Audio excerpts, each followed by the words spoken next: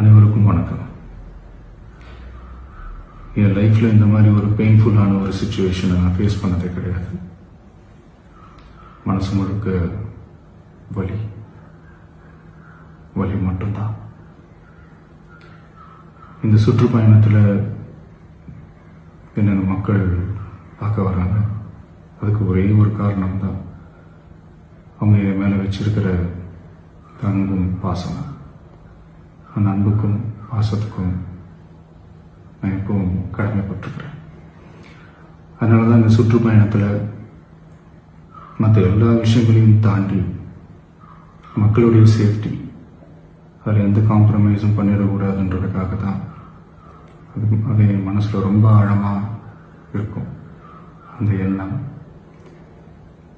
அதனால தான் இந்த அரசியல் காரணங்கள் எல்லாத்தையும் தவிர்த்துட்டு ஒதுக்கி வச்சுட்டு மக்களுடைய சேஃப்டி மட்டும் மைண்டில் வச்சுக்கிட்டு அதுக்கான இடங்களை சூஸ் பண்ணுறது, அதுக்கான இடங்களை பார்த்து பெர்மிஷன் கேட்கறது, போலீஸ் டிபார்ட்மெண்ட்டில் அதை ரிக்வெஸ்ட் பண்ணி கேட்போம். ஆனால் நடக்கக்கூடாதது நடந்துருச்சு. ஆனால் மனுஷன் தானே, அந்த நேரத்தில் அத்தனை பேர் பாதிக்கப்பட்டு இருக்கும்போது எப்படி அந்த ஊரை விட்டுட்டு என்னால் கிளம்பி வர முடியும்?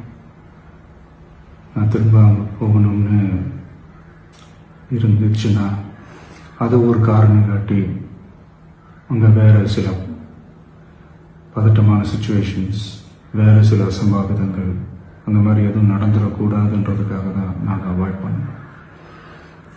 இந்த நேரத்தில் சொந்தங்களை இழந்து தவிக்கிற இத்தனை குடும்பங்களுக்கும் என்னுடைய ஆழ்ந்த இரங்கலை தெரிவிச்சுக்கிறேன். எனக்கு தெரியும், என்ன சொன்னாலும் இது ஈடையாகாதுன்னு எனக்கு தெரியும். ஹாஸ்பிட்டலில் ட்ரீட் பண்ணிகிட்ருக்கிற எல்லாருமே சீக்கிரமாக க்யூர் ஆகி வரணுன்றதை இந்த நேரத்தில் நான் வேண்டிக்கிறேன். கூடிய சீக்கிரமே உங்கள் எல்லாரையும் நான் சந்திக்கிறேன். இந்த நேரத்தில் எங்களுடைய வலிகளை, எங்களுடைய நிலைமையை புரிஞ்சுக்கிட்டு எங்களுக்காக பேசின அரசியல் கட்சிகளை சார்ந்த நண்பர்கள், தலைவர்கள் அனைவருக்கும் என்னுடைய நன்றியை தெரிவிச்சுக்கிறேன். கிட்டத்தட்ட ஒரு 5 மாவட்டத்துக்கு பிரச்சாரத்துக்கு போனோம். இந்த மாதிரி எதுவுமே நடக்கல. ஆனால் கரூரில் மட்டும் ஏன் எப்படி நடக்குது, எப்படி நடக்குது? மக்களுக்கு எல்லா உண்மையும் தெரியும். மக்கள் எல்லாத்தையும் பார்த்துக்கிட்டு இருக்கிறாங்க. கரூரை சேர்ந்த அந்த மக்கள் அந்த உண்மையெல்லாம் வெளியில் சொல்லும்போது எனக்கு கடவுளே நேரில் வந்து இறங்கி அந்த உண்மைகள்லாம் சொல்கிற மாதிரி எனக்கு தோணுச்சு.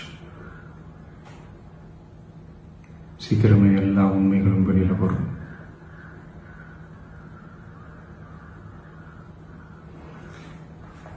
எங்களுக்கு தரப்பட்ட இடத்துல நாங்கள் போய் அந்த ஸ்பாட்டில் நின்று நாங்கள் பேசிட்டு வந்தோம். அதை தாண்டி எந்த தவறும் எங்கள் சைடில் நாங்கள் எதுவுமே செய்யலை.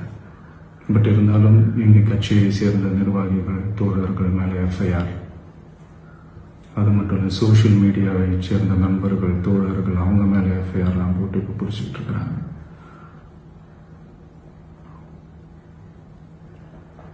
CM sir,